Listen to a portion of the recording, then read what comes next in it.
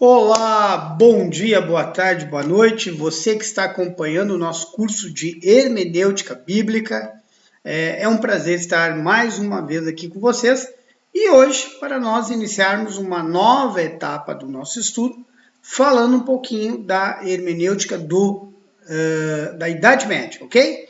Mas antes, né, sempre a nossa indicação, sempre o nosso livro, indicando um livro para vocês aqui. Introdução à hermenêutica do Antigo Testamento. Né? Recomendamos uma excelente obra, especialmente para aqueles que querem, né, estudar o Antigo, né? Alguns dizem o Primeiro Testamento, e não o Segundo Testamento, tá? Estudar o Antigo Testamento, ok? Então vamos à nossa tarefa hoje, falar aqui um pouquinho, né, dar uma introdução à hermenêutica da Idade Média, que é o período conhecido na história, conhecido pela Idade das Trevas. Embora, né, hoje já há livros e já há pesquisas e historiadores que colocam isso por terra, né? Não foi uma idade, não foi um período onde a humanidade tenha ficado exatamente estacionada, né? Basta das coisas que nós podemos citar aqui é o surgimento das universidades, que surgem ali no século XI, né? Final do século X, início do século XI, começam a surgir aquilo que nós conhecemos como as universidades, tá? Mas vamos determinar aqui primeiro, né? Qual foi o período? Lembrando que isso não é assim, né? Um dia é Idade Antiga, outro dia é Idade Média. Não é exatamente assim, mas na história se convencionou, né, colocar algumas datas para que a gente entenda um pouco qual é o período que a gente está falando. E aqui que marca o início da Idade Média é a queda de Roma em 476 depois de Cristo, quando o Império Romano do Ocidente vai, né, cair por terra ali, né, com as invasões bárbaras. Mas lembrando que no Oriente o Império Romano continua até o ano de 1453, com a tomada de Constantinopla pelos turcos ou pelo Império Otomano, como vocês prefiram, tá? Mas então é esse período, esse interlúdio de tempo de quase 1000 anos, que nós vamos falar um pouquinho da sua hermenêutica, que não é um período realmente de muitas surpresas, não é um período muito rico, né, em muitas variações, mas nós vamos pensar algumas coisas importantes, ok?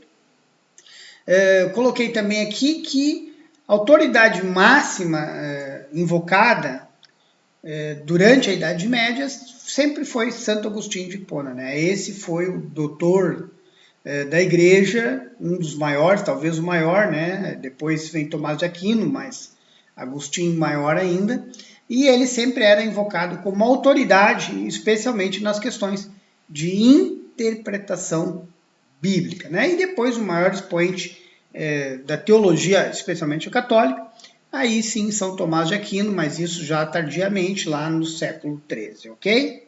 Então, tenho sempre isso em mente, certo? Vamos hoje, né, para introduzir o assunto, falar um pouquinho de quais características da hermenêutica da Idade Média. Lembrando que aqui a igreja já está estabelecida. A igreja já está muito firmada, especialmente no Ocidente, com a queda e o esfacelamento do Império Romano. A igreja, além do papel religioso, a igreja acaba assumindo um papel político. E Estado e igreja, elas estão muito imbricadas neste momento, né? Estão muito imbricadas. Isso é tão fato que já lá no V século nós já temos críticas às investiduras, né? Ou seja, políticos que assumem papel dentro da igreja, de bispos, né? De arcebispos, né? De políticos, né? Mas papéis dentro da igreja, de lideranças eclesiásticas, vindo do mundo político e às vezes sem nenhuma formação teológica, né?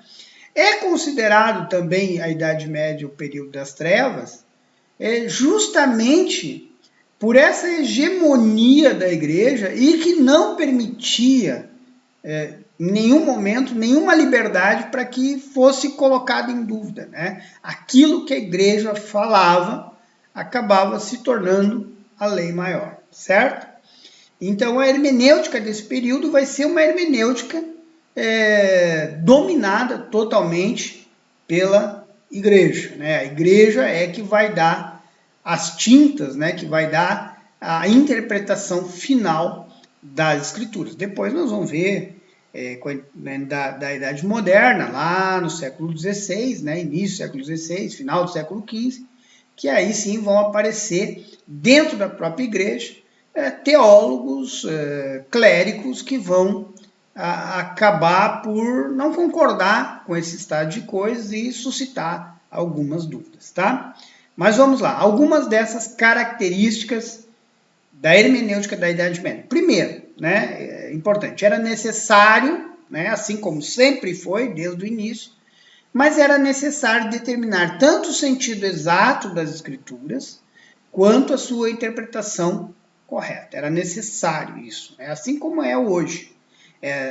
Aliás, até isso que foi extraído do livro do Bray, um pouco óbvio ululante, né? Porque em todas as eras, em todos os períodos, é sempre necessário a gente ter uma interpretação correta, né? A gente ter o sentido exato. Mas lembrando, gente, que nesse período, especialmente no Ocidente, aqui quando a gente fala muito do Ocidente, mas especialmente no Ocidente, o que a Bíblia deles é a Vulgata Latina, né? É a tradução de Jerônimo, que Jerônimo fez, e a Bíblia ela está praticamente restrita a essa versão, a versão de Jerônimo, a Vulgata Latina, com pouquíssimas, né? Havia outros manuscritos, mas essa era o manuscrito oficial. É um período que não há, assim como lá no período antigo, o grego já não tem mais a proeminência, já não é uma linguagem que foi utilizada por Orígenes, por Tertuliano, por todos aqueles pais da igreja, aqui já não, aqui já é o latim, e o hebraico ainda muito menos, né? O hebraico depois vai ter um período lá no século XI, no século X, século XI, século XII, que vai ser retomado, mas nesse período, de forma geral, é a Vulgata Latina, que é a escritura correta, que é a escritura aceita universalmente pela igreja, ok? E vai ser a igreja que vai dar essa interpretação. Como segunda característica, também era necessário haver uma autoridade consensual para medir as questões de disputa. Lembrando, gente, o que era a igreja até ali o século V, o século VI. Por isso que eu digo que porque dos últimos concílios, né, que é o concílio de Calcedônia, ele vai avançar lá pelo século VI. Então, por isso que eu digo que essas datas elas não são assim, né, não são marcos, né, não são exatamente marcos. Mas, na Idade Antiga, a igreja é os seus concílios, né? Quem dá a palavra final na igreja é os seus concílios, na controvérsia do arianismo, na controvérsia contra Pelágio, na controvérsia contra os donatistas. Quem vai dar a palavra final são os seus concílios, né? Então é a comunidade dos bispos, das igrejas, que reunidos nos concílios vão ser a palavra final em interpretação. Aqui, a partir especialmente de Gregório Grande, já lá no século VII, a partir de Gregório Grande, no final do século VI,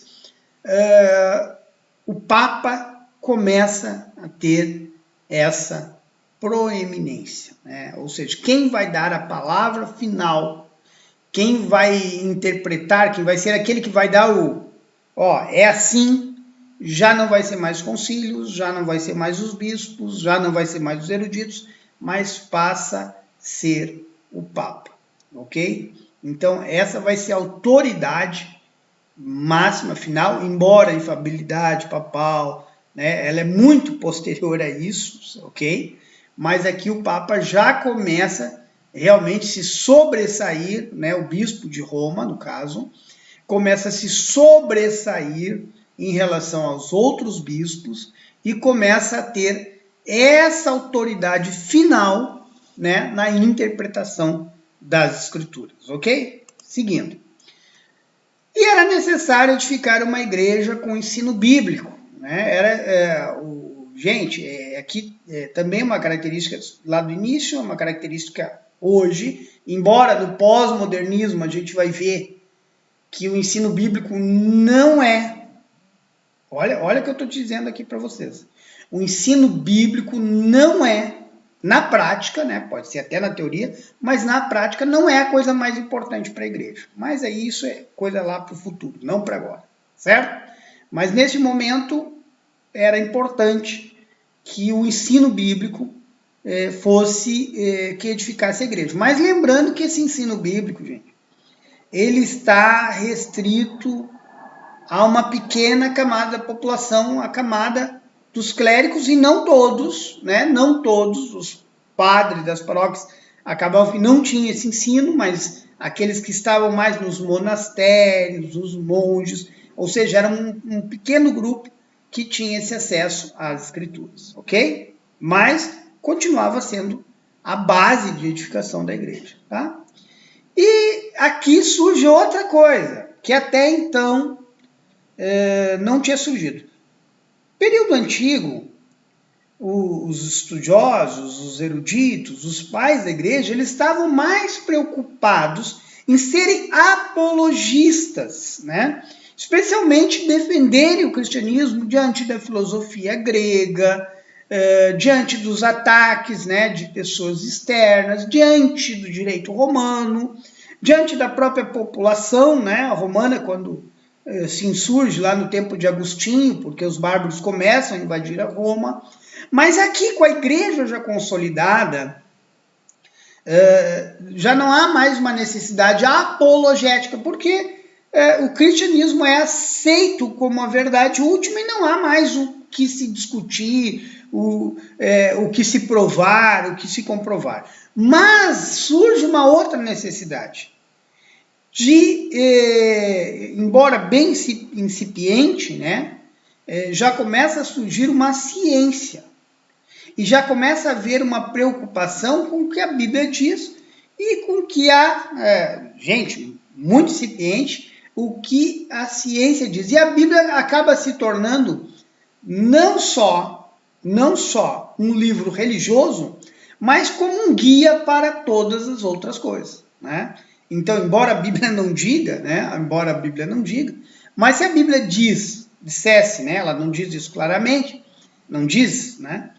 Mas se a Bíblia diz que a Terra é o centro do universo, a Terra é o centro do universo, né? E se parte da Bíblia para os aspectos científicos, embora, gente, sempre ressaltando que a ciência, nesse período, tinha uma conotação completamente diferente do que nós temos hoje. Mas acaba sendo a Bíblia o guia último, né? O guia para todas as coisas, para todos os ramos de conhecimento, e não só mais o conhecimento religioso, ok? Então aqui nós vimos 4 características, inicialmente, para a gente compreender essa hermenêutica da Idade Média, depois nós vamos entrar em mais outros aspectos, né, para a gente compreender e extrair lições deste período, período áureo da igreja, porque a igreja acabou se tornando não só poder religioso, mas também como poder secular, mas também trouxe consequências muito nefastas e talvez tenha manchado o nome do cristianismo por tudo que aconteceu nesse período, especialmente da história do Ocidente, ok? Então, até mais, até a nossa próxima aula. Até logo!